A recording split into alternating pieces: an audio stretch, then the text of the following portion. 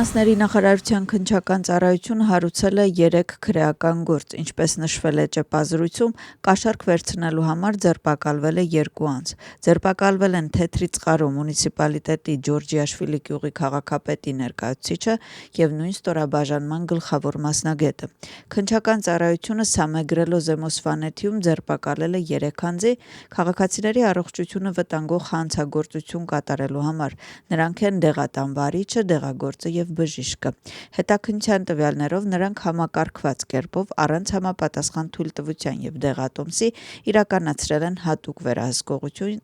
վերահսկողության ենթակա հոգեմետ դեղամիջոցների վաճառք։ Ինչ վերաբերում է երրորդ փաստին, ձերբակալվել է չգրանցված վիրտուալ ակտիվների ծառայություններ մատուցող ընկերության կառավարիչը։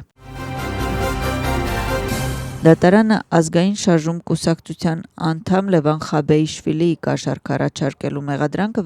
որակավորել է դիվերսիայի հոդվածով և նրան դատապարտել 2 տարի 6 ամիս ազատազրկման։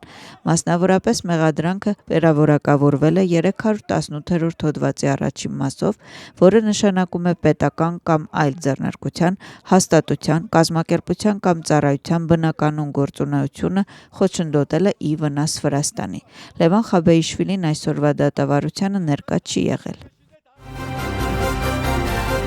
Դատախազության հռետորաբանությունը զուրկ է տրամաբանությունից։ Միջին խավի իրավիճակ գոյություն չունի, կիսատ պռատ ուժեղ իրավիճակ գոյություն չունի։ Այս մասին դատավարության ժամանակ հայտարարել է Վրաստանի նախկին նախագահը Միխեիլ Սաակաշվիլին։ Սաակաշվիլիի խոսքով անհրաժեշտ է պայքարը հասցնել մինչև վերջ, բացի այդ Սաակաշվիլին կոչ է արել միասնություն և որ աջակցում է մայիսի 26-ի հանրահավաքին։ Այսօր Սաակաշվիլին իր ելույթում աջակցություն է հայտնել Լևան Խաբեիշվիլիին, հայտարարել է, որ հանրահավաքի մասնակիցները պայքարը պետք է շարունակեն մինչև վերջ։ Հիշեցնենք, Թբիլիսիի քաղաքային դատարանում տեղի ունեցել Վրաստանի նախկին նախագահ Միխեիլ Սաակաշվիլիի և նոյեմբերի 7-ի գործով մեղադրվող նախկին բարձրաստիճան պաշտոնյաների դատավարությունը։ Թբիլիսիի քաղաքային դատարանում տեղի ունեցել պետական անվտանգության ծառայության նախկին ղեկավարի Գրիգոր Լիլուաշվիլիի գործով դատական նիստը։ Հարցաքննվել է պաշտպանության կողմից 4 վկա։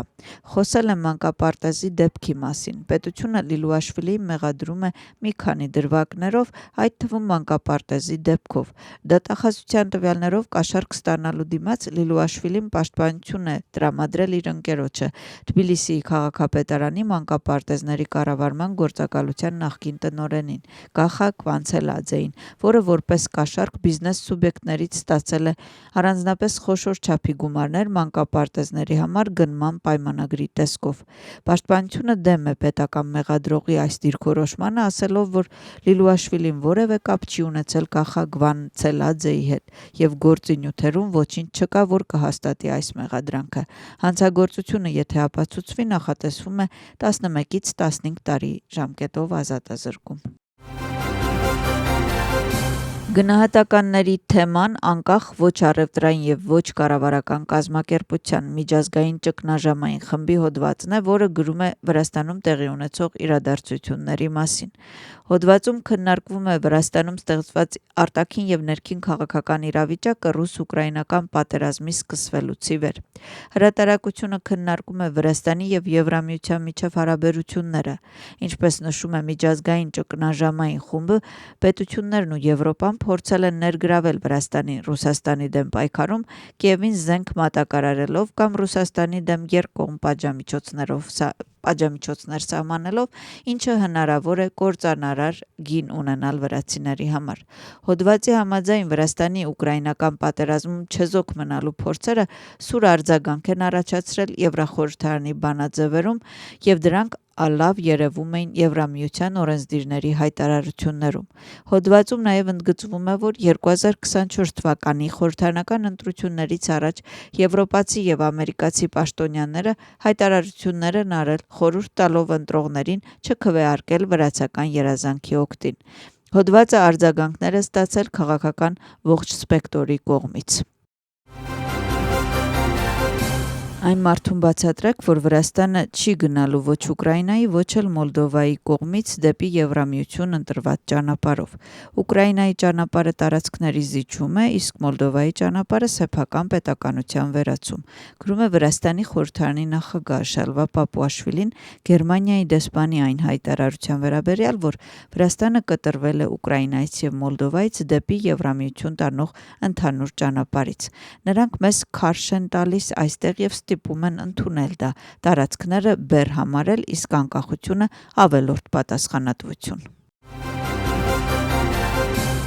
Քննարկման թեման բրիտանական կառավարության որոշումն է ռուսական նավթի նկատմամբ պատժամիջոցների մեղմացման վերաբերյալ։ Իշխող թիմի անդամները սա անվանում են կրկնակի ստանդարտ եւ պնդում, որ մինչ իրենք առևտուր են անում եւ մեղմացնում են պատժամիջոցները Ռուսաստանի հետ, Մեծ Բրիտանիայի վերաբերմունքը Վրաստանի նկատմամբ այս հարցում անլուրջ եւ անարդար է։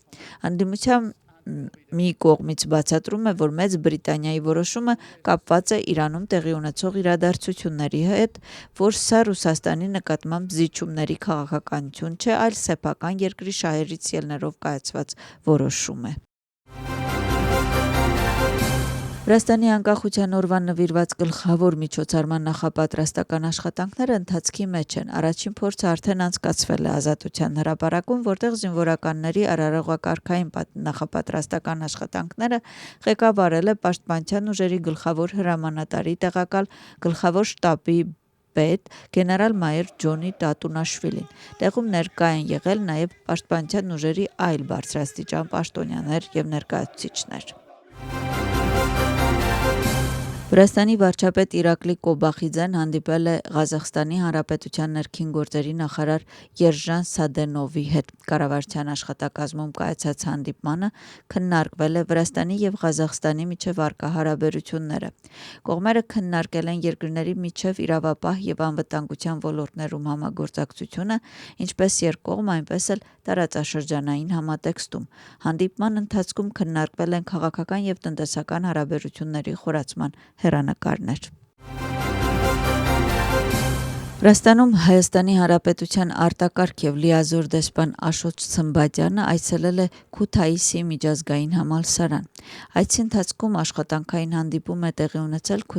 Քութայիսի միջազգային համալսարանի գործադիր տնօրեն ռեկտոր Վախթանգ Ցագարելիի հետ։ Հանդիպման հիմնական թեման երկու երկրների միջև կրթական եւ գիտական ոլորտներում սերտ կապեր հաստատելը եւ տարածաշրջանային գործընկերության խորացումն է եղել։ Վախթանգ Ցագարելիի դեսպանին մանրամասն ներկայացրել է Քութայիսի միջազգային կրթական ծրագրերի, հետազոտական առաջնահերթությունների եւ համալսարանի կողմից տեղական եւ արտասահմանյան ուսանողներին առաջարկվող եզակի հնարավորությունների մասին։ Հանդիպման ընթացքում քննարկվել են ապագա համագործակցության հեռանկարները, որոնք ներառում են համատեղ ակադեմիական նախաձեռնությունների աջակցություն, ուսանողական եւ դասախոսական կազմի փոխանակման ծրագրերի խթանում, ինչպես նաեւ հարևան երկրների միջև կրթական ուղղությամբ կոնկրետ ծրագրերի իրականացում։